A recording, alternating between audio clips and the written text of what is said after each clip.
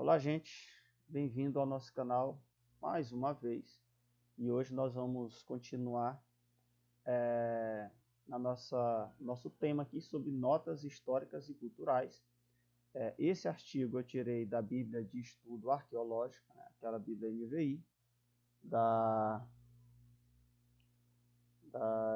editora Vida, né? A Bíblia é muito boa, por sinal, que trabalha muito bem esses assuntos história e cultura. E o tema que eu vou trabalhar aqui hoje fala sobre as genealogias no antigo Israel. Porque quando você lê a Bíblia, quando você ali trabalha com texto bíblico, você vai ver assim vários tipos de textos, né?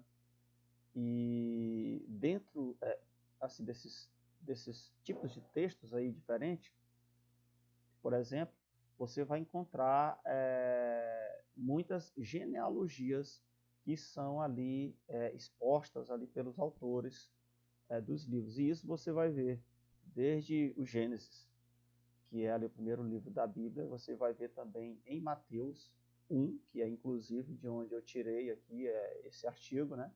Em Mateus 1. Você vai ter em Lucas também, e vários outros livros, Ruth, você vai ter ali. Então, a Bíblia você vai encontrar muito sobre genealogias. E também é algo interessante porque muitas pessoas pulam essa parte do texto, né? Porque parece chato às vezes. E é cansativo realmente. Mas existe uma importância muito grande dessa questão da genealogia, tanto para o judeu, quando eles ali escreviam, né? Quando eles registravam isso, era visto como algo muito importante para a comunidade judaica, né? Ou para o antigo Israel, e também, hoje também. A gente vai ler aqui esse artigo. Como eu falei, ele foi tirado aqui de Mateus capítulo 1.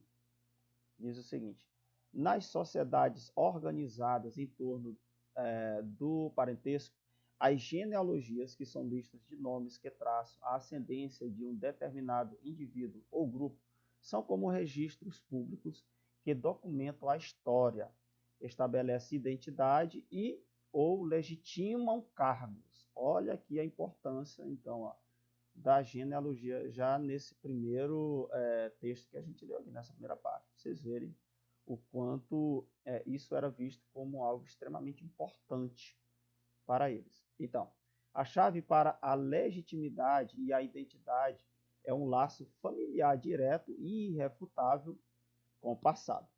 A lista pode ascender do indivíduo usando a fórmula.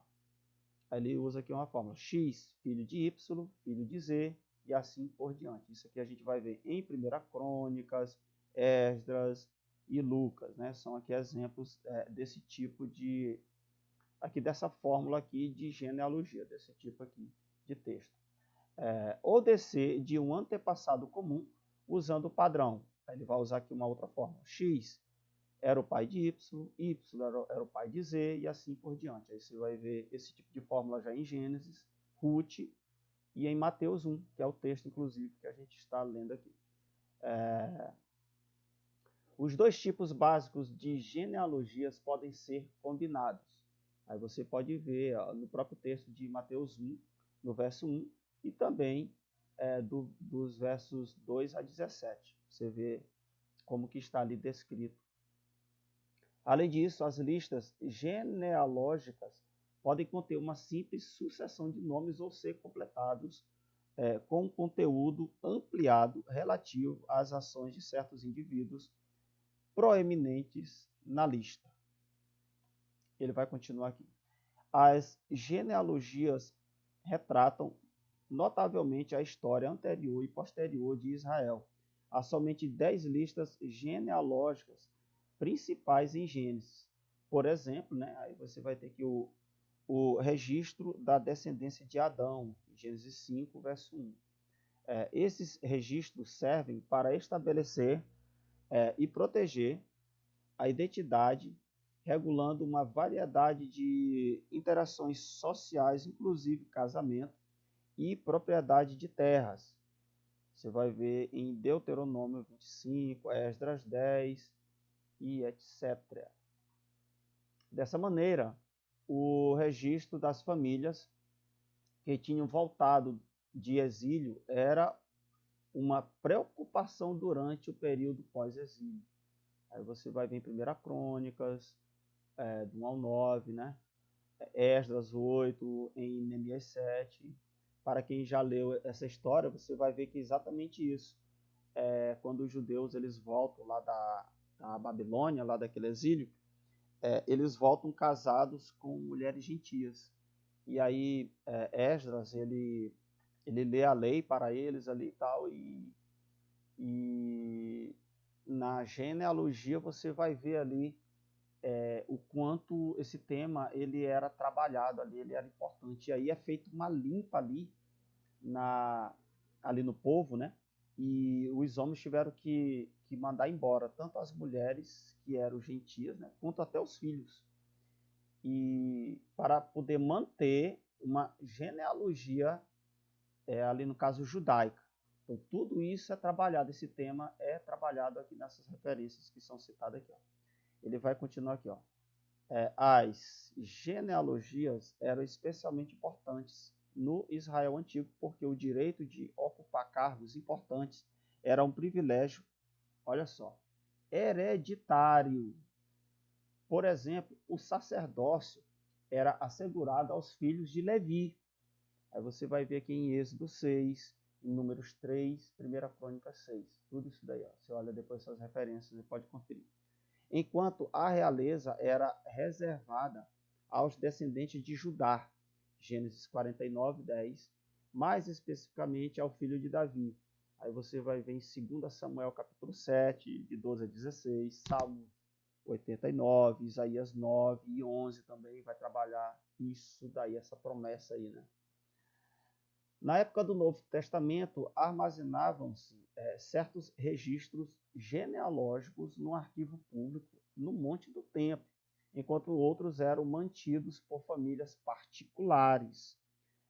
Os pregadores cristãos primitivos redefiniram radicalmente a descendência genealógica, considerando todos que se identificavam como Jesus como descendentes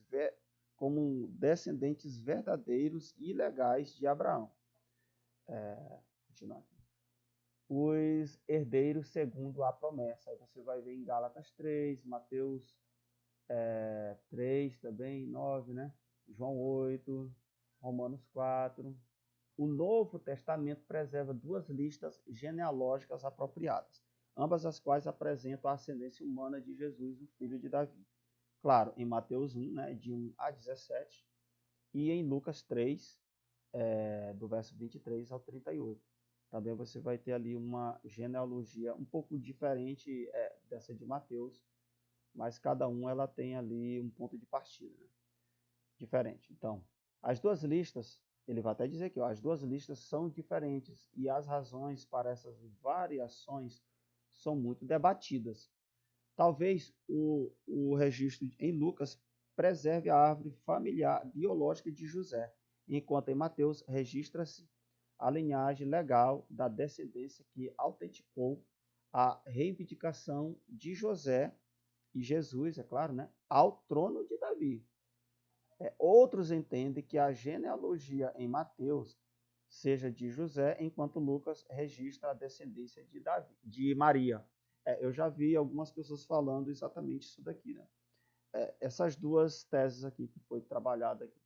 Então, mas esse artigo ele nos mostra exatamente o quanto era e é ainda importante esse assunto da genealogia para os judeus, né? E para nós cristãos, esse tema não pode ser desprezado, até porque estudos podem ser feitos em cima desse assunto.